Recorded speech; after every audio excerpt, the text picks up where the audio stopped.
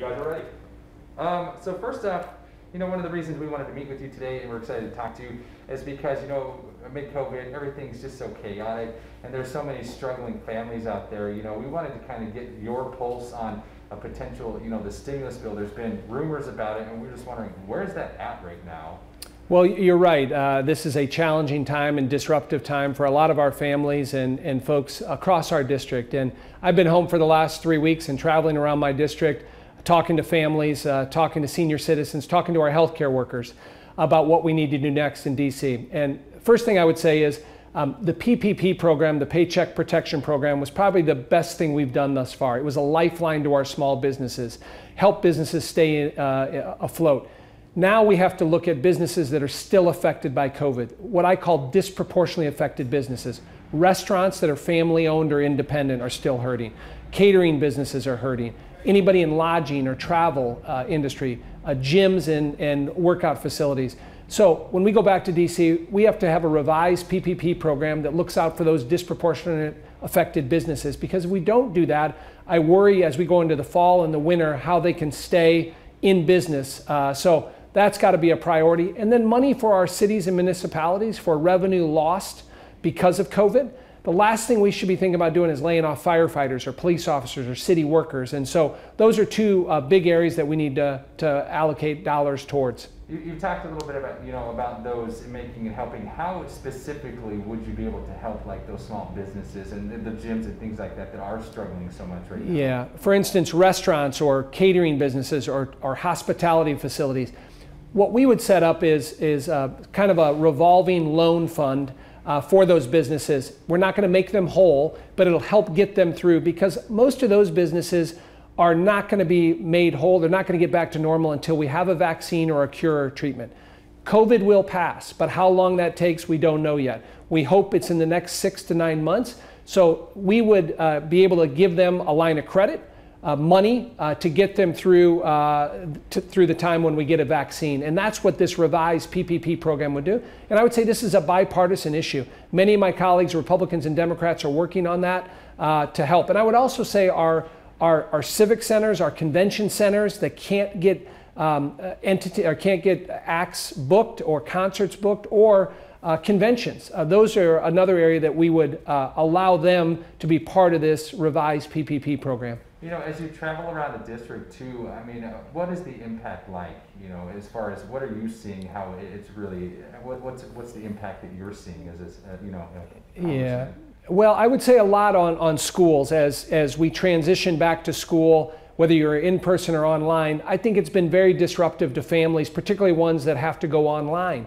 Not having that in-person, that competition of being in a school is very disruptive. So I've seen that throughout my district. And then the cost of PPP to small businesses and restaurants, that's significant. I've actually introduced a bill called the Clean Start Act, which would help give a 50% break on PPE, on the cleaning supplies, the hygiene equipment, the sanitation that goes into restaurants, retail shops, Main Street businesses, but also schools, nonprofits. That's a big factor that I hear from people, is the cost of this cleaning and sanitation and PPE. So our bill has been introduced. It's a bipartisan bill. It's gaining a lot of traction, and we hope to put that in the stimulus package. And it helps on two fronts. It helps on the healthcare front, and it helps on the financial front. People will feel much more comfortable if they know that sanitation, that cleaning is being done, and will help businesses and obviously protect workers and customers. You talked about the stimulus package as well. So aside from just, the businesses and things and the help for them, what about the families? We had that first round of stimulus that went through, the House and the Senate and to the President's desk rather quickly. I mean, what's the struggle right now with that and having a potential stimulus for those families? Well, I think unemployment insurance has been a big holdup. We were paying people $600 a week on unemployment benefits. Now, that may be a lot of money in San Francisco or New York, but here, we can't disincentivize people to go back to work. And so that's too much money. And what I hear from businesses all across the district is, we have to reduce that amount. And so working on unemployment insurance is at $200, $300 to give to people. Clearly we need unemployment benefits, but not at the $600 level. We're disincentivizing people to go back to work. So that unemployment benefits will help. Secondly, President Trump wants to give direct payments like we did before. That's another program we're looking at and how we help people, particularly people that make less than $100,000 on those direct payments to get them through this difficult time that a lot of people are going through. Those are two different areas that will help families as we continue to struggle with the pandemic.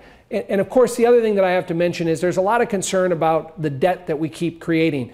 You know, all of this has been put on the federal credit card, right? And so we continue to go in debt. There's no doubt we need resources to help, but you got to figure out what's the proper balance when we think about the federal deficit. Awesome, perfect. Do you have anything else that you wanted to say? I do have a couple follow-up questions that I wanted to ask you. No, I'm fine. Okay, perfect. All right, so I also wanted to ask you, while I had you this, for this opportunity, I wanted to ask you, election is coming up, and first off, I wanted to see if you could just do a quick, like 1 minute, who you are, what you stand for, and why you should be reelected. Sure, Congressman Darin LaHood, the 18th Congressional District. I've been honored and privileged to serve in this district for the past 5 years. I'm running for re-election on November 3rd. This would be my third full term. I tell people all the time, I have 710,000 bosses across this district. Those are the people that I represent. And what I said when I got elected is three important things to this job: voting the right way on behalf of my constituents in Washington, D.C. for their values and common sense. Secondly, good constituent service. When you call up our office, whether you're a veteran, a senior citizen, a small business owner, a farmer, we're going to help you and assist you in whatever way possible. And thirdly is being a cheerleader for our district. Whether it's the rail project here in Springfield, whether it's helping our farmers with trade deals, is standing up for what's important to our district. And I've worked hard on those three things, and obviously elections are about the future, and I hope to continue into the future working as hard as I can for the people that I represent, and we'll see what the voters decide on November 3rd. You mentioned that you've been doing this. You had several, you won several elections, and why are you the right man to continue doing this job?